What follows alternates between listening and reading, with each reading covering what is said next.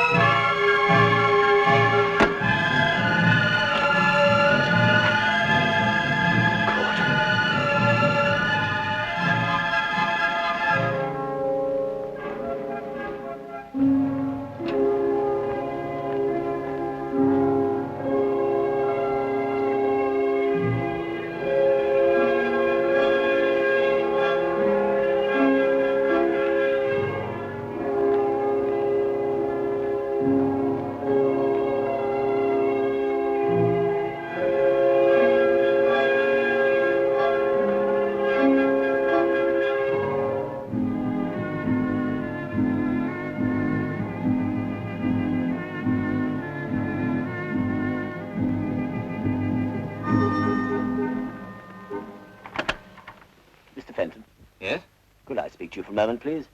Is it a business matter? Well, it's rather urgent. Oh, all right, come in. Thanks.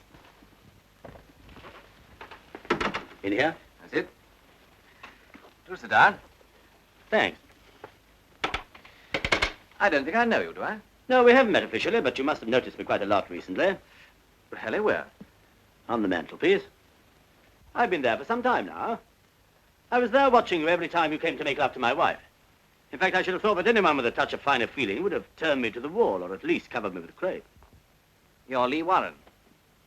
That's right. But I thought that you were in America. Vivian had a cable from you yesterday. What will these husbands do next? I suppose Vivian told you that we'd been... You've been what? Well, that we'd been out together. Very nicely put. I didn't mind the going out. It's the staying in that I objected to. I don't know what you mean. Don't you? No? I've had to tell you. I've been away for 8 months. During my absence, my wife has been spending a lot of time with you. Now I want to know where I stand. You must ask Vivian that. I will, of course. But first, I want to know what you're offering. Offering? Yes, do you want to marry her? How can I when she's married to you? Well, there is such a thing as divorce. Oh, I see. You don't like the sound of that very much. Well, frankly, no. What do you mean to say is that if I took a sock at you now and saw my solicitor in the morning, it wouldn't exactly enhance your career, would it? It isn't that so much. It's just that I'm not sure that Vivian would want to marry me. Well, that's honest anyway. It doesn't get us anywhere, does it?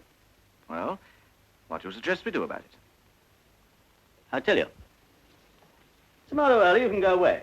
Take a long holiday. I can't do that, not right away. Why not? I'm a busy man. Not busy enough, apparently. What do you do for a living? I'm a barrister. Well, then you're your own master. You can spin a yarn about your health or something. Well, I might be able to fix it somehow. I think you can.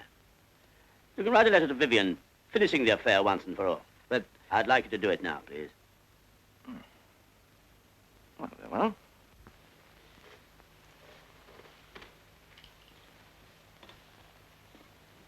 Wait, we'll compose it together. How do you usually address her? Vivian, dear? Oh, Vivian, darling. I love you. You got that? Yes? But I realize that whatever your feelings are for me now, you love your husband and always will. And always will. Paragraph.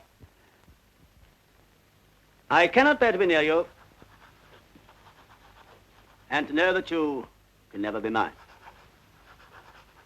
And if what I am about to do may seem cowardly to you, Cowardly? your trip, you're running away without seeing her. All right. Cowardly to you, it is the only way out. So tomorrow, I'm going away on an extended trip abroad. When I return, I hope that you will again be happy with your husband and our friendship, but a happy memory of the past. Love, again, whatever you usually put. Love always. That's right. Love always. How does that strike you? Well, I think I see what you're getting at, Warren. You want all traces of opposition out of the way so that you two can try to get together again. Exactly. You know, you're very understanding, Fenton. In other circumstances, I could almost like you. Thank you. What about a drink now? I should like one. Whiskey? Please. Was your American trip successful? Very. Sarah? Please. You wouldn't care to settle there, I suppose. No, my roots are here. Cheers. Cheers. May I? Yeah, of course.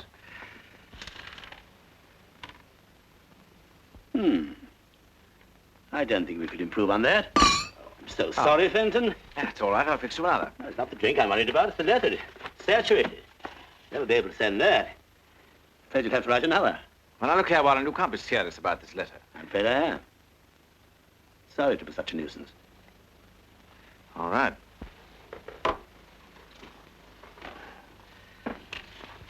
Pretty girl. Who is she? My sister. Why? I just wondered. You're sure it's not somebody else's wife? I don't think that's very funny. No, perhaps not. Don't say I'm here. Of course not. Hello? Oh, hello. No, I'm all right. Yes, of course. Well, not tonight. As a matter of fact, I'm just going out. Yes. Yes, good night. Your sister? No, your wife. I don't think that's very funny either. She wanted to bring some friends in for a drink. What a shock she'd have had. You'd better finish the letter.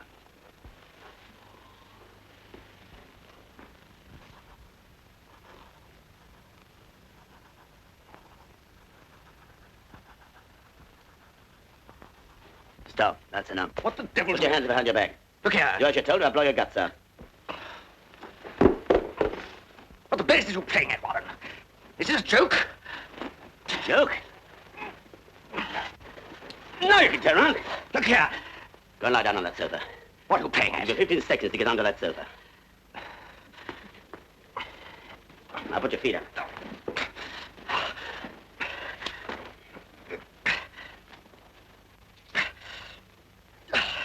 I suppose you realize you're laying yourself open to a charge of criminal assault? No, and I'm not interested. Now, perhaps you'll be good enough to explain your quite extraordinary behavior. Certainly. That's why I came here. Did you and Vivian often talk about me? Not often. No, I don't suppose you would. Our marriage obviously didn't mean very much to you, but it meant a great deal to me. You probably wouldn't believe this, but I can remember exactly every detail of every minute of every day, since I knew I was going to America and had to leave her. I can remember exactly how she looked when I told her. She was wearing a new black dress. I didn't say very much until we'd started the dinner and the waiter had gone. Then I said, Vivian, the firm wants me to go to America. America? Yes, they want me to put over a couple of deals and make arrangements for a New York office. Will you go? No. Why not? They say I can't take you with me. But Lee, surely you're going. Do you want me to go without you? Of course I don't, but if it's your job. Oh, I get it. You're not so ridiculously jealous that you're still thinking about Paul. Nothing ridiculous about that. I promised I wouldn't see him again, ever, and I haven't. It was only a stupid little lapse. Surely you can forget that now. This trip means promotion, doesn't it? It may. Then you'd be a fool not to take it. How long will you be away? Oh, about 5 or 6 months. Well, that's not so very long. I'll write to you every day. You will? Of course I will. Get on with your soup, darling. It's getting cold. When Vivian saw me off at the airport, I could have sworn she really meant what she said.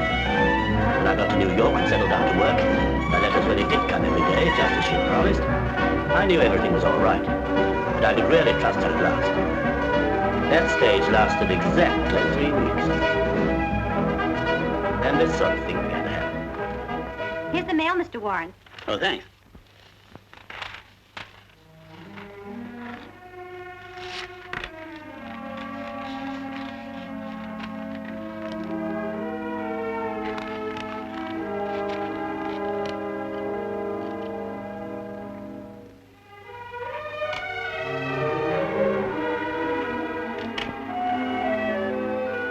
This for me, will you? Yes, Mr. Warren. Any mail for me this morning? Nothing personal, Mr. Warren. Is that all? Yes, thanks.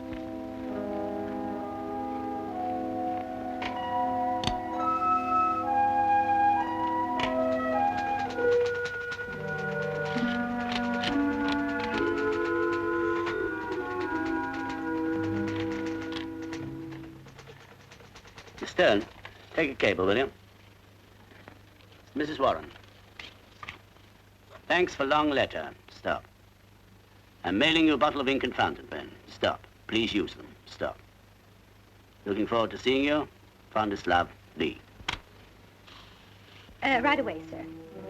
In the end, I couldn't stand it any longer, so I put in a transatlantic telephone call. All one weekend, I tramped up and down the office, waiting for it to come through. And when it did... Hello? All right, I'll hold on.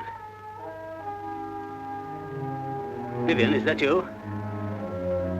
Vivian, what's happened? I haven't heard from you for over a fortnight. But, darling, I wrote to you yesterday and on Tuesday. Well, I must have forgotten to post it. I know, Lee, but I've been so terribly busy. Yes, you see, Mother's in town. I've had to take her out. I know, darling, but some days it's so difficult. Really it is. All right, darling, I'll try. Yes, I promise. I miss you terribly, too. No, I'll write you every day from now on. Yes, I promise. Hello? Hello? We were cut off, but I didn't care. I'd spoken to Vivian and I was happy. That shows you the sort of fool I was about her. For a week or two, her letters arrived regularly. Then they stopped again. This time I didn't trouble to telephone. Instead, I took to haunting a little bar on Broadway. After a few drinks, I was able to persuade myself that nothing was wrong, but Vivian still loved me. My fool's paradise didn't last long. One night, I came upon an old tattler someone had left behind, and there, laughing up at me, was Vivian. And beside her, with his arms round her, also laughing at me, was Mr. Richard Fenton.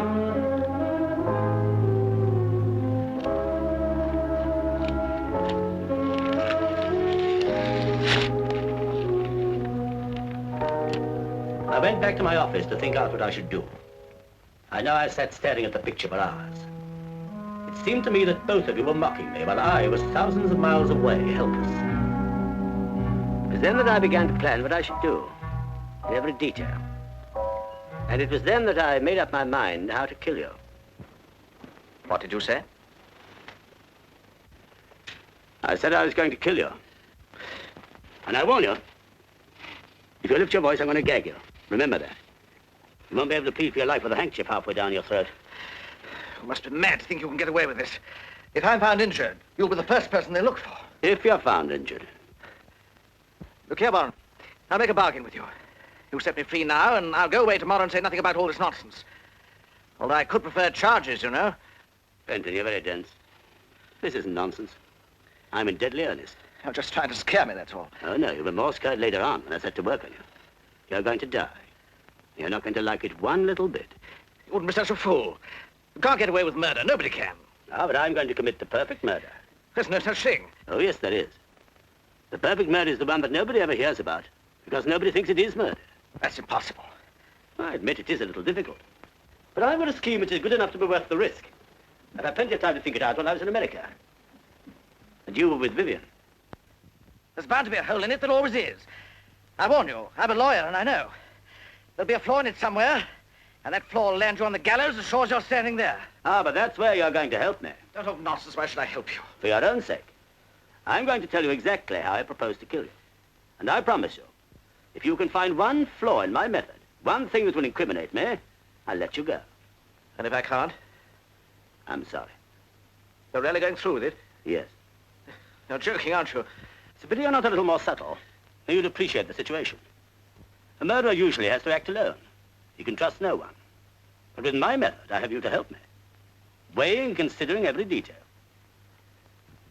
If you can't find a mistake, then I have the comfort of knowing that my plan has been approved by an astute lawyer. Look here, Warren. I don't know whether you want to frighten me or to kill me. Whichever it is, you won't gain your objective. Your wife isn't only interested in me. There are plenty of others, too. And you can't kill them all, you fool. Shut your mouth. Very clever of you to get me to lose my temper. It's true, I tell you. Let me look at your cheek. Oh, quite a mark. Leave me alone. Lie still. Oh, luckily, it's only a surface reddening. Take your dirty hands off me. Oh, and leave a telltale bruise on that cheek of yours. Not after I've taken all this trouble. Oh, that's all right now. Now, you lie still, and I'll show you something really interesting. Warren! Warren, you can't go on with this madness, I tell you.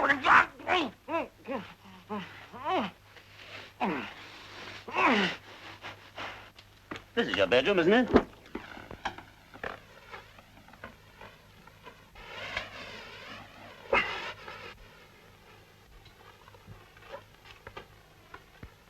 This is a little invention of my own. I'll give you a demonstration. It's quite simple. I put the end of this tube in there. I then put the pillow slip over your head. I draw the open end tightly around your neck. Can you hear me? Then I put the free end of the tubing into the gas jet over there and turn on the gas. You get the idea? Of course, you'll be able to breathe quite freely. No, Warren! Be sensible. Or I won't let you help me. Can't, Warren. I'll do anything. I'll leave the country for good. I'll never come back. I'll give you every penny I've got in the world. Only, let me live. You don't understand, Fenton. I loathe you.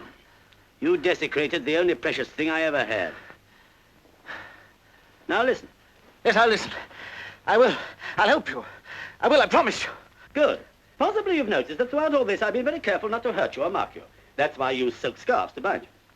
You're going to be a suicide. When I put your head in this pillowcase and turn on the gas, you're going to struggle and strain every muscle in your body. I'm not going to kill you in this room, oh no. I just want you unconscious.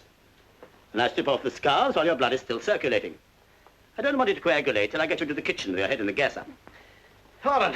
Then I leave the unfinished letter by your side. You began writing the second letter, then I stopped you. Do you remember? Yes. Yes, I remember. Well, listen. Vivian, darling, I love you. But I realize that whatever your feelings are for me now, you still love your husband and always will. I cannot bear to be near you and know that you can never be mine. If what I am about to do may seem cowardly to you, it is the only way out. That's where I stopped you. Any suggestions? Let me think. You must give me time to think. Nobody can make murder perfect. There must be a flaw in it somewhere. There must be. Go ahead, think. I can't.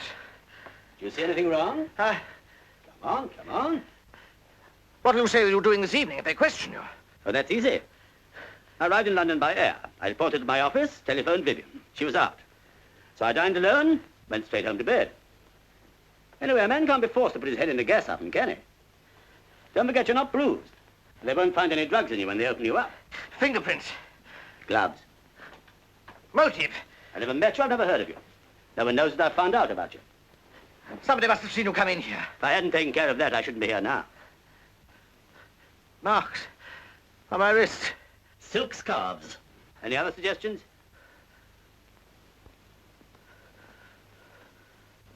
Well, goodbye, Fenton.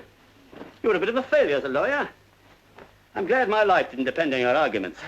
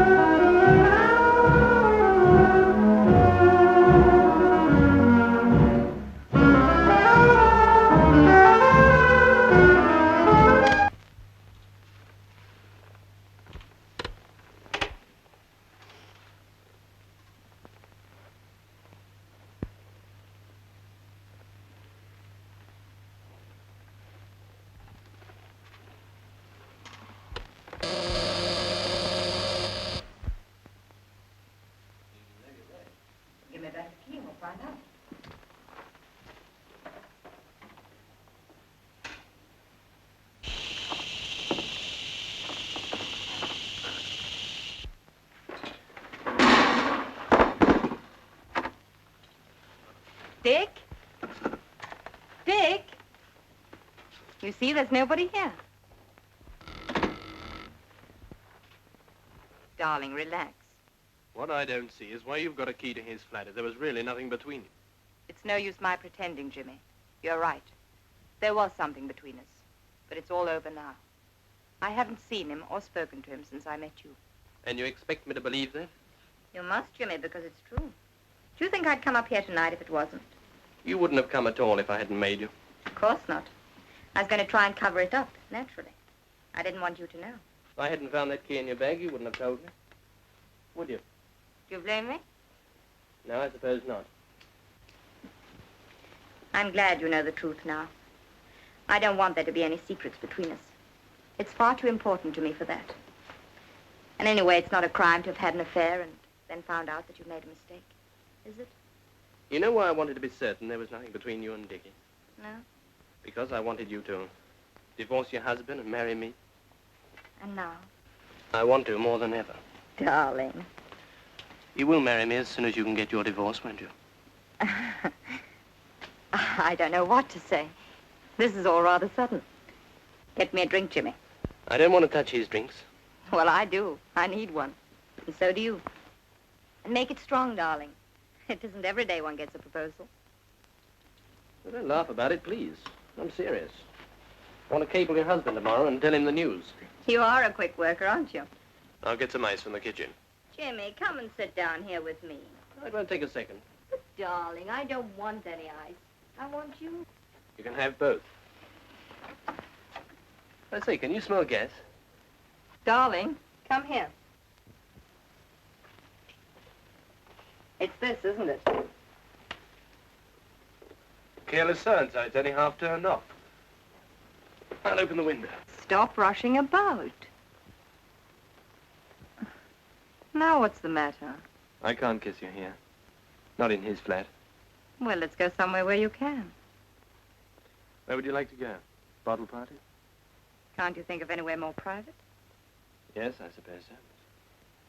Darling, we are going to be married, aren't we? Yes, but... Do I have to write you a letter, Mr. Martin?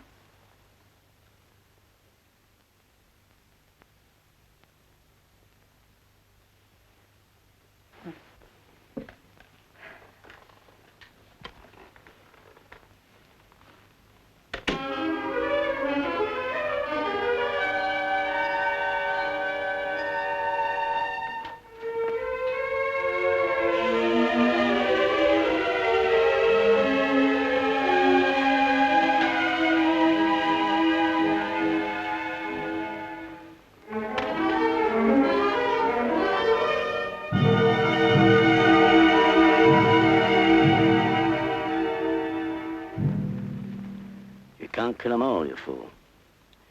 Well, we'll see about that.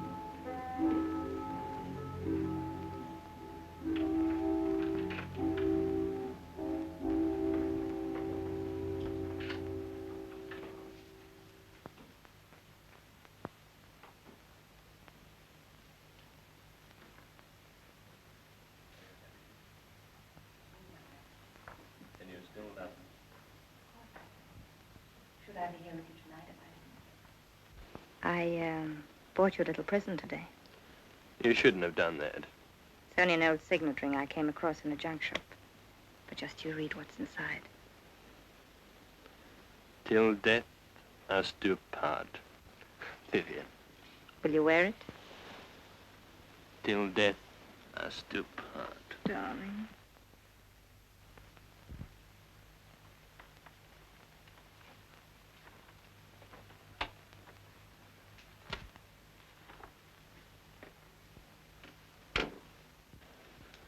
What was that? What was what? I thought I heard a door close. It's only Rita coming home. She's very discreet.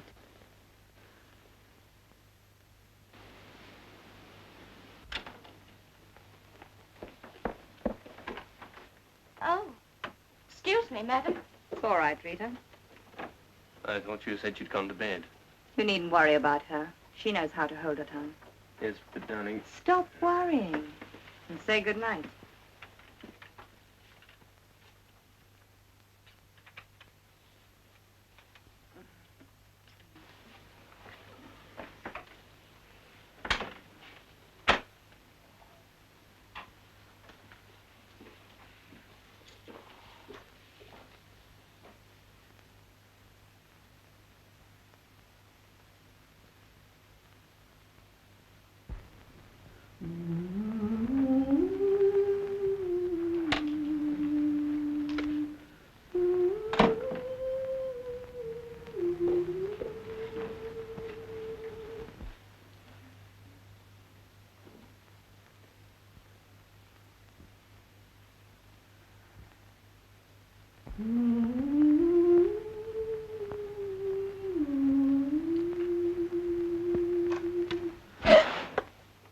Lee. Oh, I thought I heard you come in. Lee, darling. When did you arrive? How long have you been here? I've been in for hours. You poor darling. Why didn't you phone me when you landed? I did. No answer. So I came on home and went to bed. Why didn't you wait up for me? I was dog-tired. We had a rotten crossing. There was no one in anyway. Poor Lee. What a homecoming. And just the one night I'm out. You must tell me all about your trip. Was it successful? Lee, I've been so miserable without you. What time did you turn in? Oh, about 10. Did you have something to eat? No, I didn't want anything. Let me get you something now. No, thanks. Why didn't you write to me, Vivian? It won't take a moment. Why didn't you? But I did, darling. Dozens and dozens of letters. But you said every day. But, darling, that was only a figure of speech. You know I was thinking of you every minute and missing you dreadfully. But I couldn't just go on saying that over and over again, could I? It would have been so boring. And I've never bored you yet, have I, Lee? Not until now. But, Lee... You see, I don't believe you, darling. Were you on duty last night? Yes, sir. Did anyone ask for Mr. Fenton during the evening? No, sir. Did you see anyone strange? Anyone other than the usual tenants come in or go out? No, sir, I can't say I did. Did Mr. Fenton often have visitors? Not many, no. Any ladies? Sometimes, yes. One particular lady? Not so as you'd notice. All right, thank you. That'll be all for you two just now. Won't you want me anymore? Not for the moment, thank you. Oh. Oh, all right. Only I found him, remember? Yes, thank you. We're very grateful.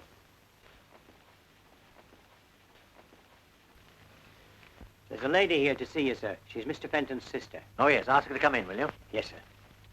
This way, please. Come in, please, Miss Fenton. Sit down, won't you? What's the matter, Inspector? Why have you sent for me? I've got some bad news for you.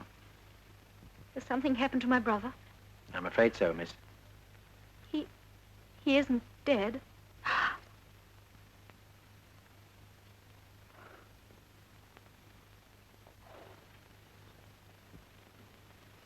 How did it happen? He was found this morning in there with his head in a gas oven. You mean he committed suicide? I don't believe it. Dick would never do such a thing. He's not that sort of a person at all. A man can't be forced to put his head in a gas oven, Miss Fenton. Dick wasn't like that. You'd better read this.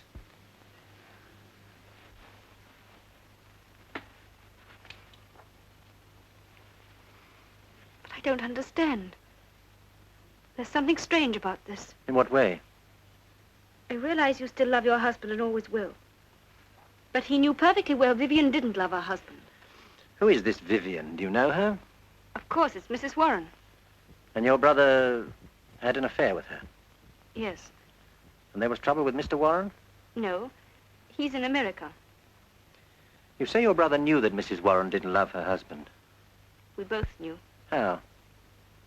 Because the man I was engaged to gave me up for her a fortnight ago. Are you quite sure about that? Perfectly. And what was the name of your young man? Martin. Jimmy Martin. I see. And you suggest that he took your brother's place with Mrs. Warren? I know he did. And she took your place with him, is that it? Yes. You must excuse my asking so many questions, but it is a bit complicated, isn't it? It's all very sordid and unpleasant. And it's all her fault. Yes, I'm sorry. Now, if you wouldn't mind giving me this Mr. Martin's address. Why? Are you going to see him? Well, just give me the address if you don't mind, and I'll decide about that later on. Yes, of course. He lives at number 7. Aren't you going to the office this morning? Yeah. Why not? Anxious to get rid of me? Not at all. I've turned in my report, now I'm taking a few days off. To put some private affairs in order. What private affairs? Oh, private affairs. Where are the other papers? They're over there.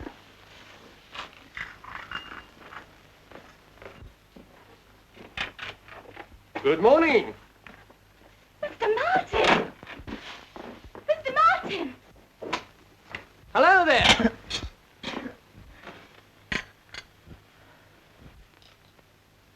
Thank you very much. My favorite flowers. Aren't they sweet? I beg your pardon. Not at all. Make yourself at home. By the way, I didn't quite catch your name. Vivian, introduce us. Jimmy Martin, my husband. How do you do, Mr. Martin? How are you? Have you known my wife long, Mr. Martin? Of course he hasn't. Only during my absence, I take it. I think I'd better go. No. I think I'm entitled to some sort of explanation.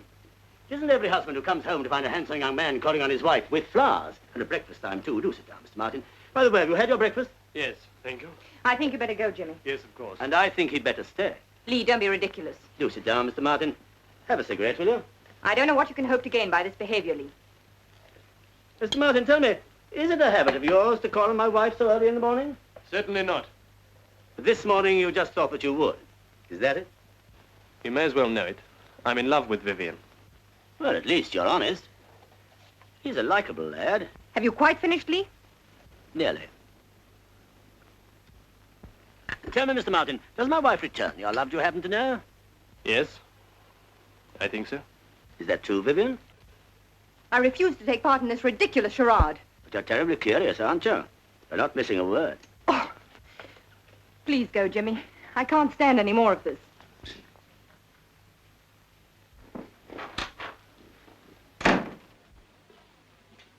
You must forgive my wife. She's not usually so inhospitable. Then, of course, you know that, don't you?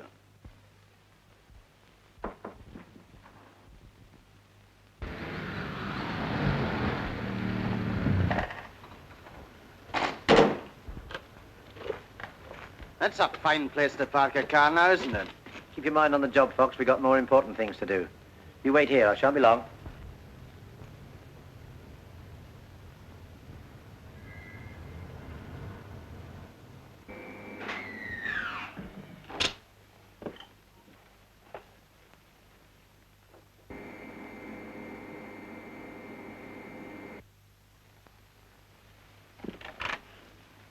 Good morning. I'd like to see Mrs. Warren, please. What name shall I say? Inspector Pembury. Will you come inside? Thank you.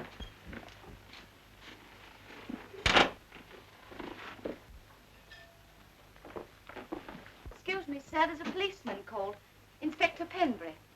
Who does he want to see? Mrs. Warren. Has he brought any flowers? No, sir. Then show him in. Will you come this way, sir? Thank you. Good morning, sir. Good morning. I'm Inspector Pembury. Mr. Warren? Yes, can I help at all? My wife's dressing. It's about a friend of your wife, Sir, Mr. Richard Fenton. Do you happen to know him? Fenton? No, I don't think I do. What about him? He was found dead this morning. Oh? What's that got to do with my wife? We found this letter near the body. It's addressed to Vivian. I think that's your wife's name, sir. Yes, it is. May I read it? If you wish. Thanks. I'm sorry to have to inflict this on you, sir. Did you know about your wife and this Mr. Fenton? No, I've been away for 8 months. I only got back from America yesterday. Oh, really, sir? Then I expect this must come as a bit of a shock to you. Well, yes and no. Yes and no? And there's no point in beating about the bush. I came back from America earlier than I expected because I was worried about my wife. She hadn't written for several weeks, and I'd heard that, well, that she was going about with other men. Now it looks as if I misjudged her. You mean this letter makes it quite clear? Yes. Did you say anything to your wife about Mr. Fenton last night, sir? How could I? I didn't even know he existed. Oh, of course not, sir. Silly of me. But you did talk to her, I expect. Not very much. She didn't come in until quite late. Didn't she come to meet you then? No. But she must have known you were coming home. As a matter of fact, no. I thought it was more of a surprise if she didn't. I see. Do you mind telling me what time you arrived back, sir? We landed about 5. I came by air. Ah, yes. And after you landed? Look here, what have my movements got to do with all this? You may as well know, sir. There was another man in Mr. Fenton's flat last night. We found his fingerprints. For a moment, I thought it might have been you. If I'd known of his existence, it very easily might have been. You mean you might have taken the law into your own hands? Yes. It's a good thing you didn't, sir. Well, darling, this is Inspector Pembury. How do you do, Inspector? He wants a word with you. May I ask if you knew a Mr. Richard Fenton? I did, yes. Why do you say did, madam? Well, I haven't seen him for some time. Have a cigarette? No, thank you. What's all this about? Mr. Fenton was found dead in his flat this morning. Darling, ever get you a drink or something?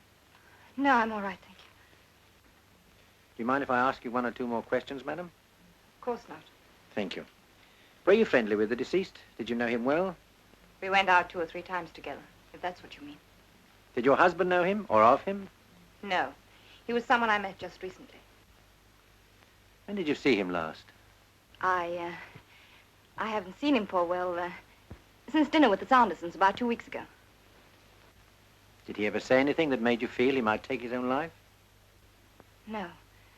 That's why it's so terribly unexpected. I hope you'll excuse me, Mrs. Warren, but I have to be more explicit. Did the deceased... Please don't use that word. Did Mr. Fenton ever... Well, you know if he was fond of you? I suppose he must have been in a way. Otherwise, he wouldn't have wanted to take me out. I don't mean that exactly. Did he ever tell you he loved you? I'm sorry, Lee. But if I don't tell you now, I expect our friend will ferret it out somehow. I couldn't help it. I never encouraged it, but he did. He told me he loved me. He even suggested I should divorce you. Of course, at first his flattery turned my head. That's why I didn't write you. Then I realized how stupid I'd been and how very much I loved you. And I said I wouldn't see him again. But I still couldn't write you because I didn't know how to explain why I hadn't done so for so long. You do understand, don't you, darling? More than ever now, my precious. I was going to try and tell you this morning, but you wouldn't. I'm glad you have, because Fenton left a letter. A letter? And what you said just now explains perfectly what he wrote.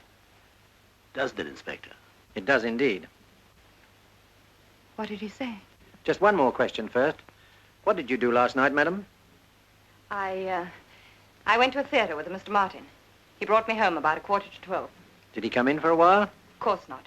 He saw me to the door, said good night, and left. Thank you, madam. Here's the letter.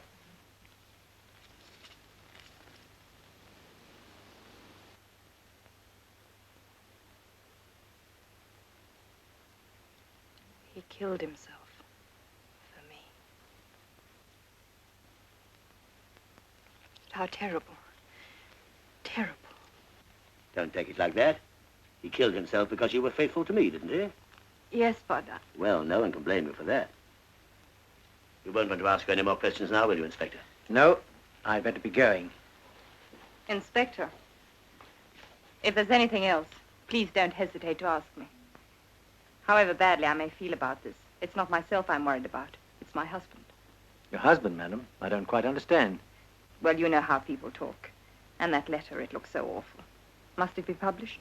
Well, that's for the coroner to say, madam. I'll do what I can. Thank you, Inspector. Thank you, madam. You made things much easier for me. Good day, Inspector. Good day.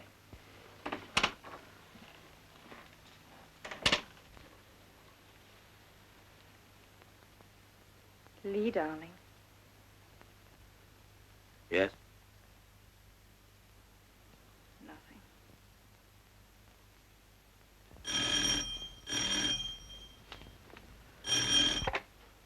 Hello? Oh, hello. I can only talk to you for a second. Lee's in the other room. Jimmy, listen. Dick Fenton's committed suicide. Who told you? Oh, is she there? Well, be careful what you say. Jimmy, listen. The police have been here asking all sorts of questions. They wanted to know where I was last night, and I had to tell them. If they ask you, say that you saw me home. And whatever happens, don't let out that I was in Dick Fenton's flat last night. No, don't worry, I wouldn't. No, of course not. All right, I'll watch my step. Bless you, darling. And be careful.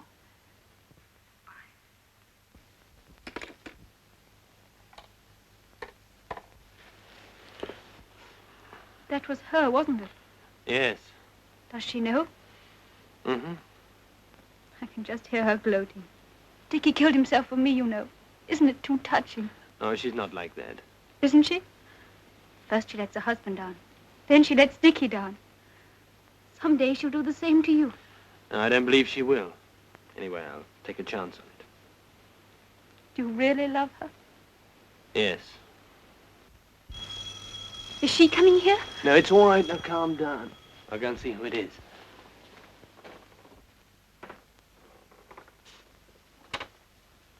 Good morning. Mr. Martin? Yes? I'm Detective Inspector Pembury. Could I see you for a moment? Yes, of course. Come in. Thank you. Through there. I believe you know Miss Fenton. Yes, we met this morning. I'd like to speak to you alone, Mr. Martin. Perhaps I'd better come back later on. That's all right, Inspector. I was just going. I'll see you to the door.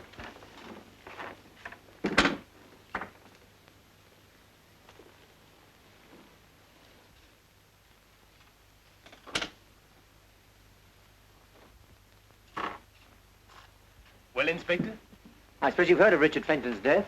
Yes, his sister was telling me about it. No, thank you. Just a few personal questions, Mr. Martin. Do you mind? Not at all.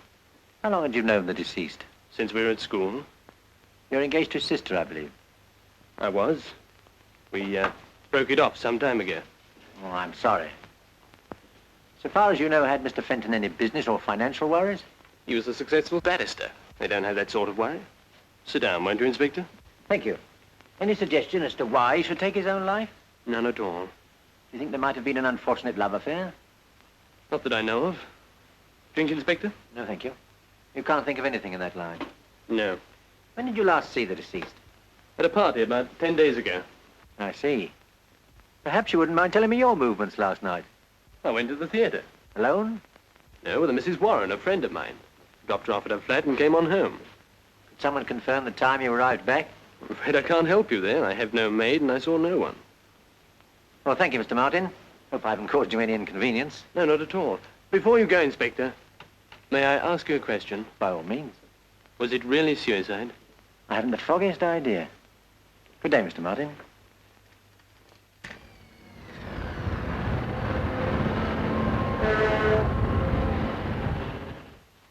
Hello, what do you want? Got something I'd like to show you here. And I've got something to show you. Look at this. Where was it found? In the wastepaper basket in Fenton's flat. Roberts turned it in just after we left. It's the same as the other, the one by the body. The same, only different. Look at that. What do you think it means? He changed his mind? Or someone changed it for him. Murder. I shouldn't wonder. What have you got? This. Where'd you get it? Out of Martin's car. What is it? Thought you might know. Something he cleans the car with, I suppose. That's what I thought at first, but it's too clean for that. Stuck out a mile among the other stuff in the boot. And what's this for, anyway? I don't know, and I've no time to start playing guessing games now. Fox, smell that. Smells like the back of a cab. Anything else?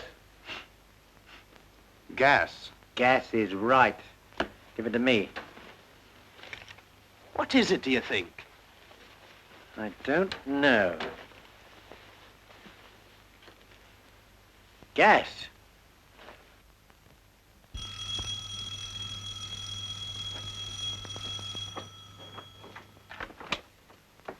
Oh, it's you. Come on in. Just a couple more questions, Mr. Martin. Reinforcements? Yes. This is Sergeant Fox, my assistant. Going away? Just for the weekend. Mr. Martin, are you quite sure your answers to my questions this morning were correct? Of course. Then before I ask you this final question, I must warn you that anything you say now may be taken down and given in evidence. What is all this? Just a formality. Are you quite certain you didn't visit Mr. Fenton's flat last night? Quite certain. Then how do you account for your fingerprints being found there? Fingerprints? Well, they must have been left from the last time I was there. When was that? About 2 or 3 weeks ago. Do you think Mr. Fenton would have left a whiskey glass on his table for 3 weeks? No, of course not. And perhaps you wouldn't mind telling me what really happened. Very well. I went there for a drink. When was this? Well, I dropped Mrs. Warren off at her flat at about 11:30. And I thought I'd call round and see Dickie. He wasn't in, so I had a drink and left. If he was out, how did you get in? I had a key. You must have found it. I left it on the table by mistake. So you arrived just before midnight. About that. The doctor puts the time of Fenton's death a few minutes either side of midnight. So you see, Mr. Martin, it looked as if Fenton was in his flat when you called. But I swear to you, he wasn't. Now, wait a minute. I didn't look in the kitchen. You mean he might have been lying in there and you wouldn't have known anything about it? Well, it's possible. You didn't go to the kitchen for water or soda or anything? No. And how do you explain your fingerprints being found on the kitchen doorknob? What? Oh, yes, well, I started to go to the kitchen, but I couldn't find the light switch, and I just didn't bother. I'm sorry, Mr. Martin, but I don't believe a word you're saying. I can't help that. I've told you the truth. We found the oven gas jet still on this morning. If the deceased had been lying in the kitchen when you were there, you must have smelt the gas. But I did. I remember now, and I thought it was a leak. What's all this about, anyway? It was suicide, wasn't it? You asked me that before, this morning. Remember? Yes, but Miss Fenton was telling me that he left a letter. Well, what makes you think that letter showed he intended killing himself? If you let me read it, I'll tell you. Well, here's a copy.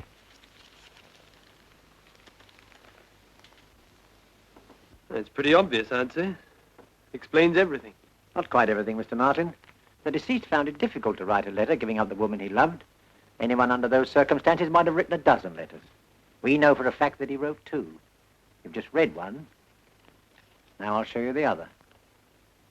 You mean the letter found by the body was to have ended the same way as that one? Precisely. You couldn't write a letter like that at the first attempt. Who could? So he threw it away. The murderer interrupted him while he was writing another, killed him, then finding the half-completed letter on the desk, realized that there was the final link to make it look like suicide. He didn't know about the full letter in the wastepaper basket, waiting to put the noose round his neck. But I didn't do it. Didn't you? No, and I can prove it. How? He was found with his head in the oven, wasn't he? How could I make him do that? Why, it's ridiculous. Come on, Dick, old chap, stick your head in the oven. I'm going to turn the tap on. We'll come on to that now, if you like. You see, Martin, you were very clever, and you know it, but 1 or 2 things are going to trip you up, like the letter and this. Well, what is it? I was going to ask you. Well, I've never seen that thing before. When we searched your car, we found this in the boot. I've never seen that thing before. Someone must have put it in my car. Anyway, why should I want to kill Dickie? Because he was in love with Mrs. Warren, too. Oh, nonsense. Is it? I'll tell you this, Martin. In the whole of my experience, I've never seen a cooler, more carefully planned and premeditated murder. I've already cautioned you, and I shall now arrest you for the willful murder of Richard Fenton. You're making a great mistake, Inspector. Take him away, Fox. I'll be over in a few minutes.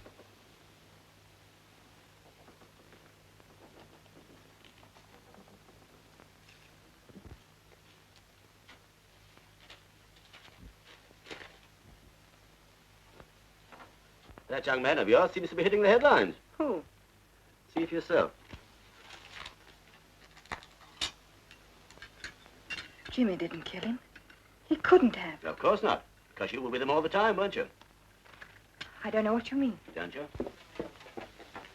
Good morning, Rita. Good morning, sir. Thank you.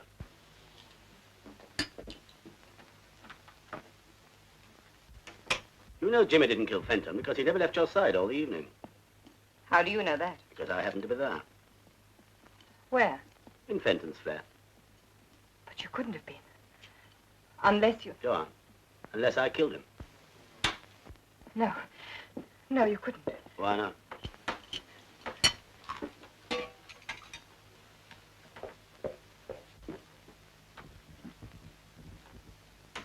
How could you have done it when you didn't even know about him? I found out. The rest was easy. In fact, I only made one mistake. What was that? I thought Fenton was the only man in your life. He tried to tell me there were others, but I didn't believe him. Until you came in with Jimmy, then it was too late. Do you know what Fenton said? He said, you can't kill them all, you fool. Well, he was probably right. But Fenton and Jimmy in one day is a pretty good start, isn't it? Now what is it? Post has just come. Well, put them over there. No, give them to me, will you, please? Thanks. You don't expect me to believe any of this, do you? I don't see why not. It's all quite true. I worked out a foolproof plan for killing Fenton. When Jimmy turned up, I replanned things a little, putting the pillow slip at the back of his car, for instance, instead of destroying it. If we don't pay the telephone bill in 7 days, we're going to be cut off. You mean to tell me you were in Fenton's flat that night? That he was dying there? While we were talking in the next room? Exactly. I don't believe it. Oh, you don't, eh? Do I have to write you a letter, Mr. Martin? Remember? I see.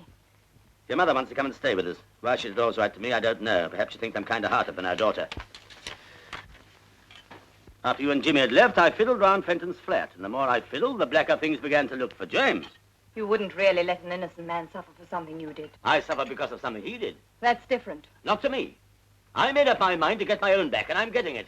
You're mad. You must be. You love Jimmy Martin very much, don't you? Yes, I do. And you'd do anything to save him, wouldn't you? Yes. Well, now you're going to be in the interesting position of knowing that he's innocent and that I'm guilty and that you can't do anything about it. You're going to suffer slowly and exquisitely, and I'm going to enjoy watching you squirm.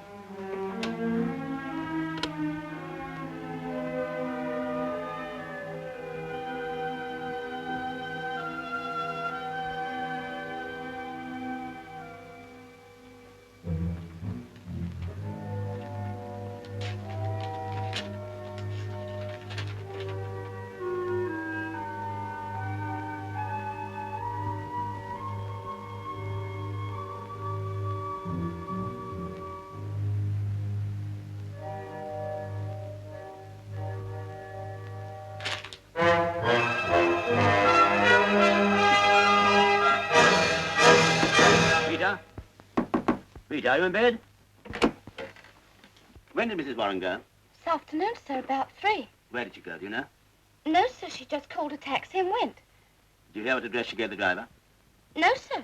She left a note for you, sir. Yes, I know. But there's anything else, sir? No, you better go back to bed.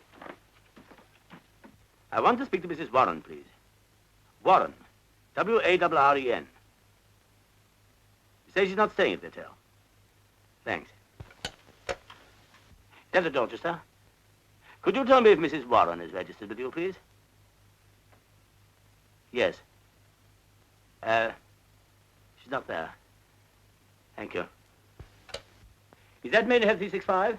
Riverside Hotel? Could I speak to Mrs. Warren, please? She isn't.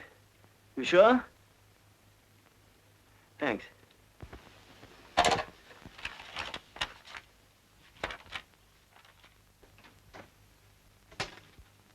Mr. Martin, sir.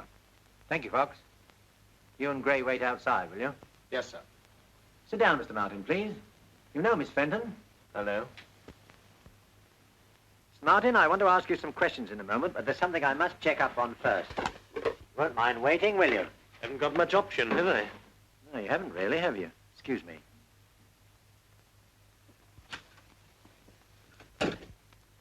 I suppose you arranged this. No. Well, yes, partly. What good did you think you could do coming here? I don't know. I just thought I would find out if there was anything to do to help. Well, there isn't. I know you didn't do it. So do I, but it happens that the police can prove to their own satisfaction that I did. Jimmy, do you love her very much? No, I don't think I love her at all. Then why shield her? Because if they could hang me on the evidence they got, they could hang her just as easily as an accessory. The significant thing is that pillow slip being in my car. Now, someone must have put it there deliberately. Whoever it was had a grudge against two people, Dickie and me, and hated us both enough to want to kill us. Oh, Jimmy. Oh, excuse me. Look, I'm sorry, but something very important has come up on another case. Would you mind very much if we postponed our talk to another day? No, Inspector, of course not. Thank you very much. Oh, Gray, take Mr. Martin downstairs, will you?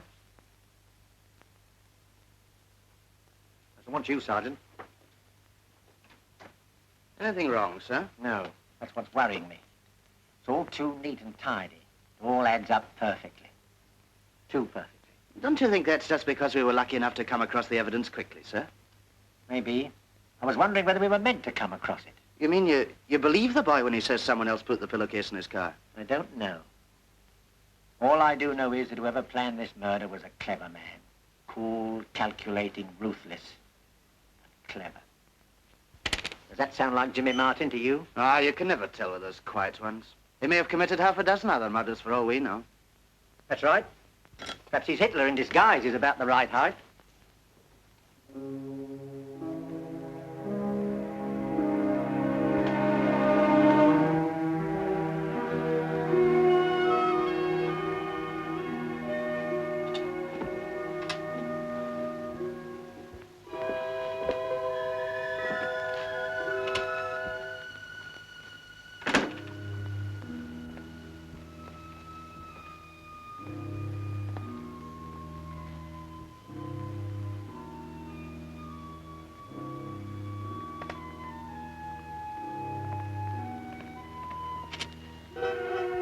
Enjoying the view, Mr. Warren? Oh, good evening, Inspector. No, just taking a walk. Long way from home, isn't it? As a matter of fact, I'm not sleeping very well, so I've taken to going for a long walk before I go to bed. Do you usually come and look at Fenton's windows? No, why? Oh, I see what you mean. The criminal returning to the scene of the crime and all that. I didn't say so. No, I should hope you wouldn't. Pity about young Martin, losing his head like that. Yes, isn't it? Nice boy. Yes, I understand. Well, remember me to your wife, won't you, sir? If you don't mind, I don't think I will. She doesn't like being reminded of unpleasant things. Good night.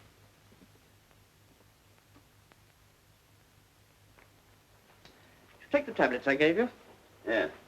2 the first night, 3 the second, and 4 the third. No effect? None at all. I've slept a wink for over a week. It's getting me down, I don't mind telling you.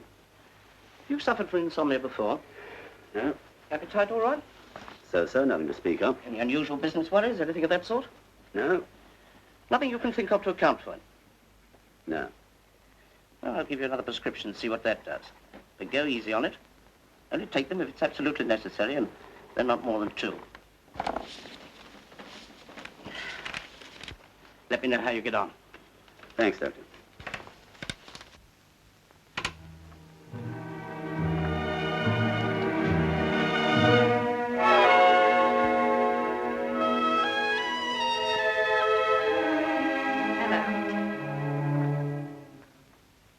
When did you come back? About half an hour ago. You might look as though you're pleased to see me. You suppose I am? I thought you might be by now. Give me a light. Why did you go off like that? I told you in my note. Your hand's a little shaky, isn't it? Yes, I haven't been sleeping very well. You know you do look a little the worse for wear. You don't seem very worried yourself. I'm not. You're tougher than I thought you were. Not tough. Just logical and sensible. You see, Lee, I've thought the whole business out, quietly and reasonably. And I've discovered 2 very important things. What are they? First, that I love you, and second, that you love me. What makes you think that? Why else should you be so jealous of every man who so much as looks at me? Why else should you kill Dick and Jimmy? To make you suffer something of what I've suffered. But, darling, that's silly, surely. I never loved them the way I love you. Is that true? Of course it's true. Why did you think I came back? But why did you? Because I was worried about you. Why? In case you might do something silly. Why should I do that? Because the responsibility for that boy's death is getting too much for you, isn't it? Yes, it is. I don't know what to do about it. I can't think straight. It's all my fault. I should have made you see that nobody means anything to me except you. But what about Fenton and Martin? They never meant that much. But why did you... Only because you weren't there and I was so bored without you. Vivian, is that true? Absolutely.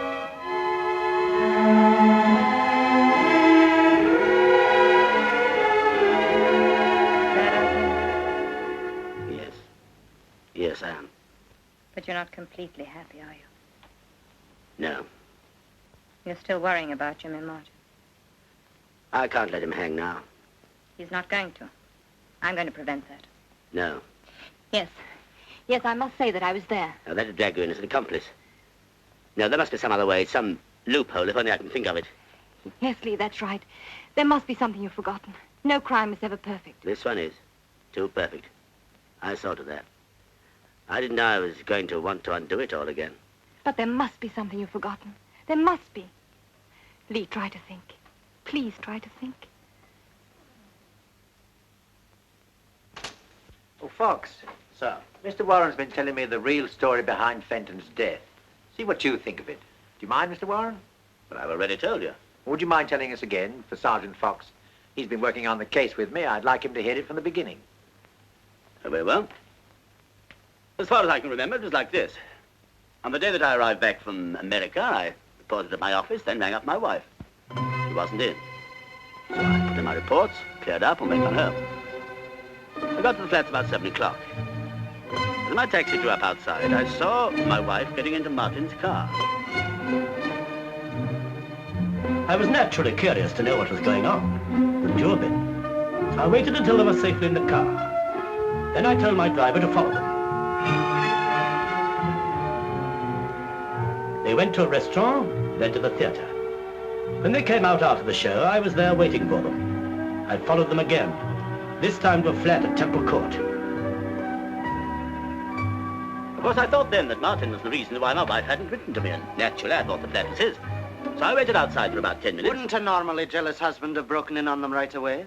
I wanted to be certain. Cigarette. So while I was wondering what I could do, they came out again. I just had time to dodge around the corner out of sight. They were laughing and talking, and I tried to catch what they were saying. But all I picked up was the man's name, Jimmy. Oh, Jimmy. And I didn't much like the way she said it, I can tell you.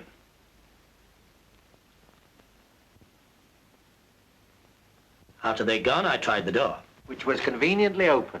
As a matter of fact, it was. The catch hadn't dropped. They often don't unless you slam the door. It happens in my flat, and I'm sure it happens in yours. So you went in? I thought I'd wait and knock hell out of this Jimmy when he came back. I looked carefully around the apartment, taking everything in. Then I went into the kitchen. You know what I found there? A man dead with his head in the gas oven. I turned off the gas and picked up the letter. It's addressed to Vivian. When I read it, I realized the flat didn't belong to Jimmy. It belonged to the other poor devil, whoever he was. Then a thought struck me. I could turn this suicide into a murder done by Jimmy. That meant I had to get rid of every scrap of evidence that my wife had ever been in the flat. It wasn't easy. I had to think fast. I put her cigarette stubs in her pocket. Then I noticed the waste paper basket. It was full of unfinished letters. I took a look at some of them. They were all in the same strain. He'd obviously made half a dozen shots at writing that farewell letter before he got it the way he wanted it. One of them gave me another idea, the best idea of all. I left the finished letter in the waste paper basket, put all the rest in my pocket. All except one, an unfinished one. The one you found beside the body, Inspector. Then I washed the glass Vivian had used so as to remove her fingerprints. And how did you know which one was hers? By instinct? No, by lipstick. Go on. In the same way, I got rid of the cigarette she'd been smoking. leaving traces that only Martin had been there. Traces that you were bound to discover, Inspector. And what did you hope to achieve then by all this? Exactly what did happen. I knew that when I turned up, my wife would have to deny being in Fenton's flat with Martin. And when the body was discovered, she'd have to stick to her story. And when you, Inspector, found Fenton's first letter and Martin's fingerprints all over the place, after he denied having been there, well, you were bound to wonder what had really happened, weren't you? Undoubtedly. Of course, I was mad with jealousy then, trying all I could to hurt Martin. I regret it very much now.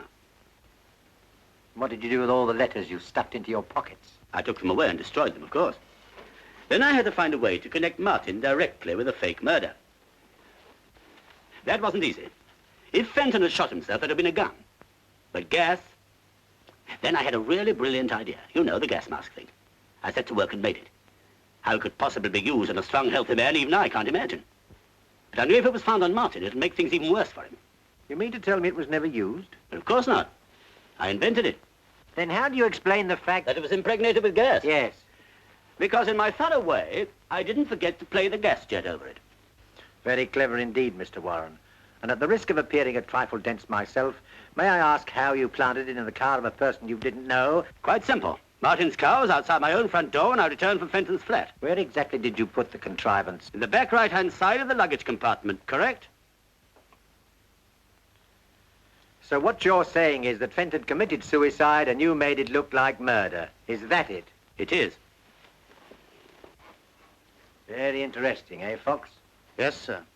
Very. Would that be all, Inspector? Yes, that'll be all. For the moment.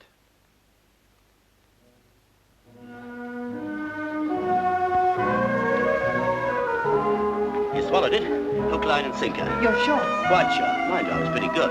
You didn't say too much. George Scott. Good Lord, now, just a few fills here and there, that's all. You weren't nervous? No, I had a couple of drinks before I went in just to start me off. After that, all set. Oh, Lee, I do hope so. What you worried about? Have another drink. George, dry martini. I'll have another Scotch.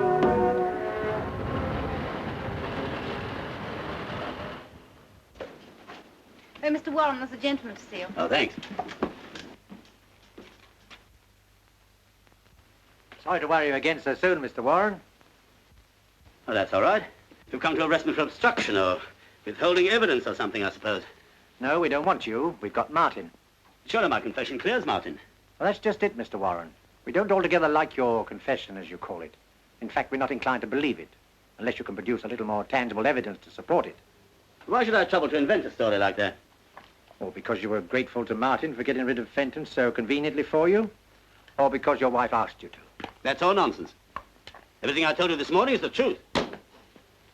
Perhaps I'm rather dull, but frankly, I don't believe any man could think as fast as you say you did. But I warn you that's the evidence I shall give if you bring Martin to trial. Do you really think you should? You're sitting pretty. Why save him at the expense of yourself? Because I can't see an innocent man hang. That isn't what you thought a fortnight ago. Ah, but I found out since then there was nothing between Martin and my wife. Your wife told you that? She did. And I believed her. I wish I could believe you, sir, but I can't. What more do you want? Just something to convince me that your story is true, that you really were in the flat that night. Well, let me think. There must be something. I know. There was a dishcloth over the oven door to keep the gas in. Oh, come now, sir. That's the sort of thing you could have read in the news of the world any time. Oh, wait a minute. The kitchen, I've got it. Someone had knocked the milk over. There was a pool of milk on the floor. Is that enough for you? You know, it almost looks as though you really were in Fenton's flat that night. Well, of course I was. But I still don't think your story is true. Now you're being insulting. I hope not, sir. I don't mean to be. You know, sir, I learned a great deal about art on a case once. It seems that every artist has a certain style, and often it's not necessary for an expert to see the signature on a picture. He can recognize the artist from the style. What's that got to do with me? Just this, sir. Your alibi for Martin is too slick. If he'd told me your story, I'd have been more inclined to believe it. You see, it has the same style about it as the murder. Good afternoon, sir.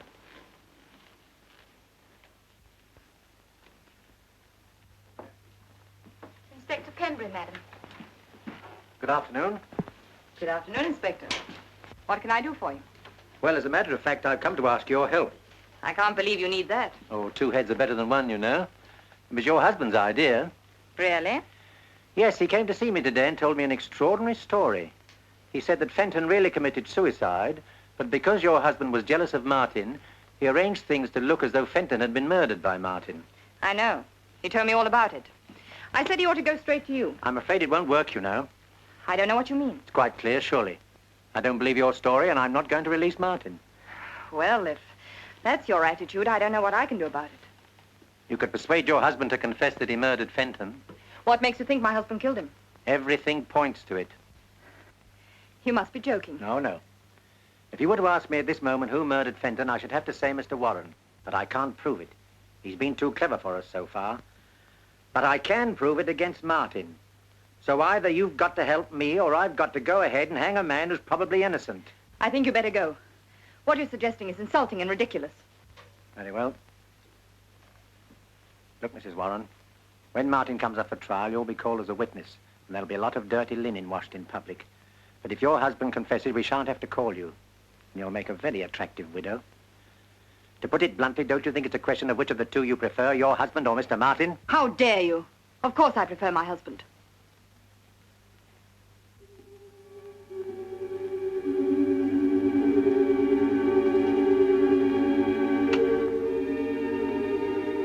Who rang, madam? Yes, Rita. I've got 2 seats for the Follies tonight.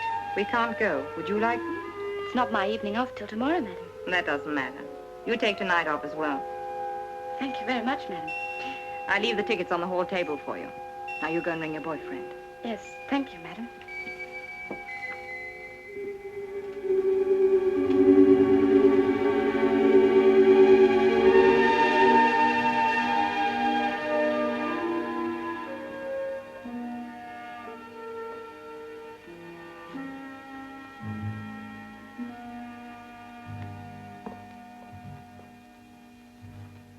Hello, darling.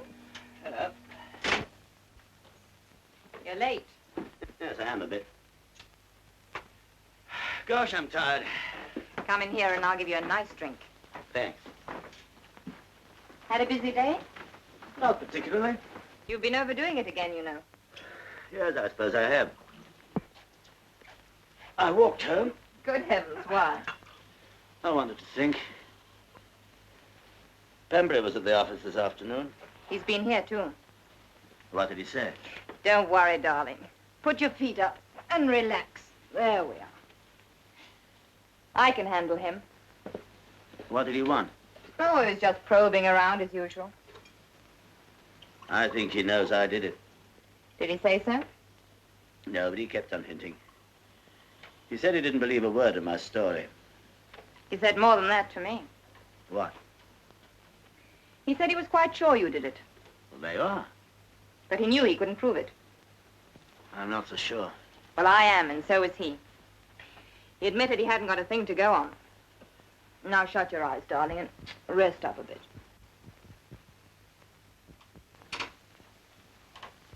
Oh, I'm just off, madam. Have a good time. You look very nice tonight, Rita. Thank you, madam. What on earth are you doing? Packing? I can see that. What for? They're taking a trip. Don't be an idiot, Vivian. I can't stand any more tonight. Listen, Lee. I found the answer to the whole wretched business. You remember Pierre? No? Who's Pierre? Pierre Roger, the lawyer we met in Paris. Well, what about him? Well, he's back in London. I spoke to him this afternoon. You didn't tell him anything about me, I mean. Yes, I did. Well, you shouldn't have done that. Suppose he goes to the police. He won't. I know Pierre. You can trust him absolutely. Well, I hope you're right. Of course I'm right. Besides, a lawyer's like a doctor or a priest. They never repeat anything. All right. What did he say? He's very smart. You know that. And he says the best thing for you to do is to get out of the country at once. Not a hope. We'll be stopped before we got across the channel. Pierre says not. He says they can't stop you without charging you, and we know they can't do that. He's flying back to Paris in the morning. We can have 2 seats on his plane. It'll never work. It's got to work. Oh, yes, and there's one other thing. Pierre said you shouldn't just walk out. That might look bad, as though you're running away. He said you should write the inspector a note, saying you're going away to avoid the publicity. I don't very much like the sound of that. Well, that's what Pierre said. I better telephone. No, darling, don't do that. He particularly said not, in case the line's tapped. Yes, I suppose they might do that. Perhaps I... Don't move, darling. I'll get you some writing paper.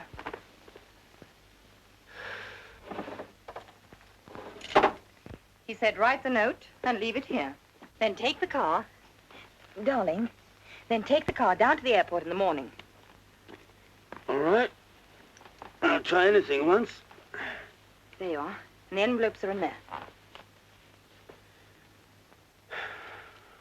Vivian, Hmm? do I have to write this tonight? Darling, the plane leaves at 7:30. I can't see you doing it in the morning. I don't know what to say. Tell him the truth. You're fed up. You can't stand the publicity, and so you're getting out. I wouldn't say too much. I don't like putting things down on paper. You never know what people will make of them afterwards. Please yourself, darling. I'm only telling you what Pierre said. Well, I've got to have another drink first. The only drink you're going to have tonight is hot milk. Oh, I hate milk. Or maybe just a little whiskey in it. Please. Don't go yet. Tell me what to say first. I'm no good at letter writing. That's your job. Well, you might give me a start. Darling, I've told you what to say. You're fed up, you can't stand the publicity, and so you're getting out while the going's good. Now get on with it.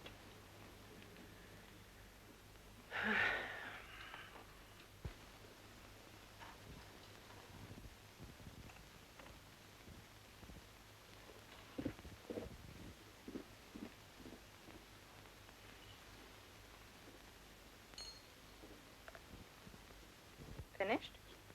Just about.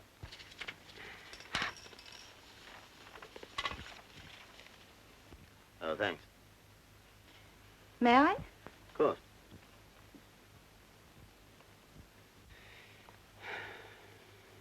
I never know whether it's the milk that spoils the whiskey, or the whiskey that spoils the milk.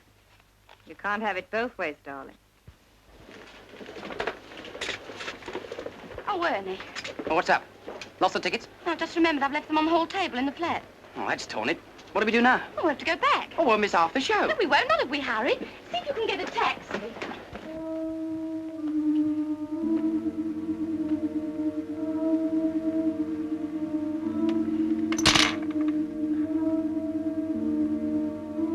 That's made me feel really drowsy. I'm not surprised. I put some of your tablets in it. Good. How many? 20. 20.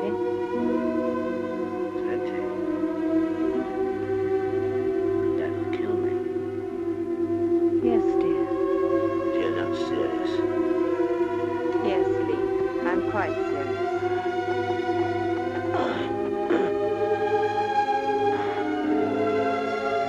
Why have you done it? Just when we're together again. Clear up it all. I'm afraid that was just a fable, dear. You see, if I hadn't made you think that I loved you, and was ready to go away with you, you would never have saved Jimmy. So you do love him? Yes. Yes, Lee, I do. I see. Oh, get a doctor, please. Before it's too late. Please. Please. It is too late, Lee. But you needn't worry. You won't feel anything. You'll just get sleepier and sleepier. Vivian, for pity's sake. I don't want you to die, Lee. But you've got to. Why? So that I may go on living the way I want to live.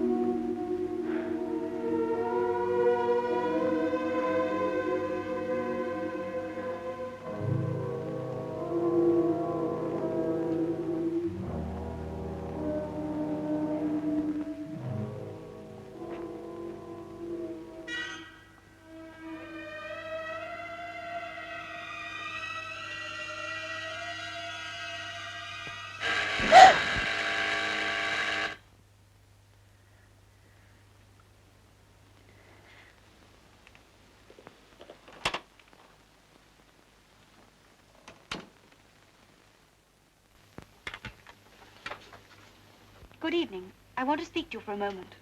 I was just going out. I won't keep you very long. It's about Jimmy. All right. What is it? he asked me to give you this. He said there wasn't any point in his keeping it any longer. You're lying. Jimmy would never say that to me.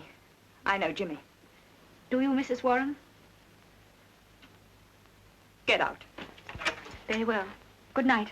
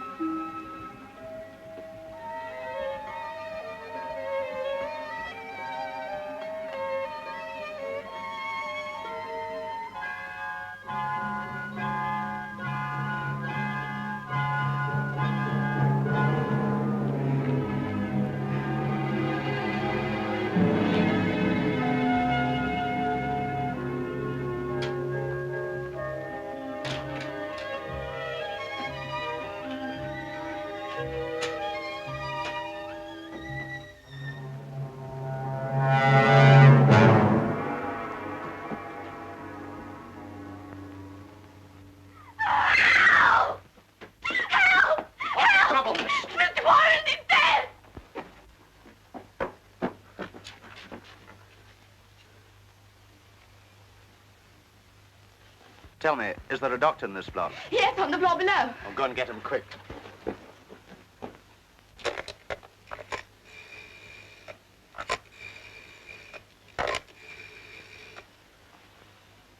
Inspector Penbury. Yes, quickly. Can I ask him another question? You can, but it won't do any good. I'm afraid we were too late.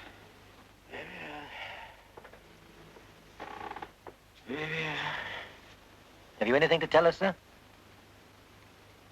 No, madam, Mr. Martin won't see you. But did you tell him who it was? Did you say it was Mrs. Warren? Yes, I told him, and he still doesn't want to see you. But I must see him. It's very important. I'm sorry, madam. But you don't understand. It's very urgent. Mr. Martin was most definite. He said there was nothing he had to say to you.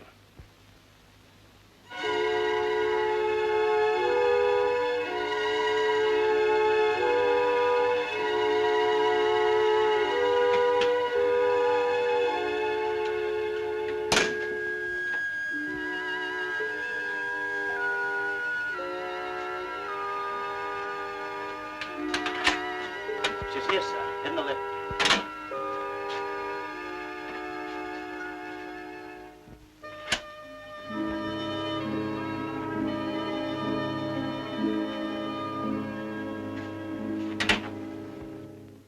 Please, Inspector, not again. As you say, Mrs. Warren, not again. I think this is the last time. Have you seen my husband? Yes, madam. Mr. Warren's in the bedroom. He died a few minutes ago. We were too late to save him, but we were just in time to learn how helpful you'd been in effecting his release. I don't know what you mean. Don't you, Mrs. Warren? Then you better come along with me to the station and I'll explain more fully. Yours, madam? Till death us do part.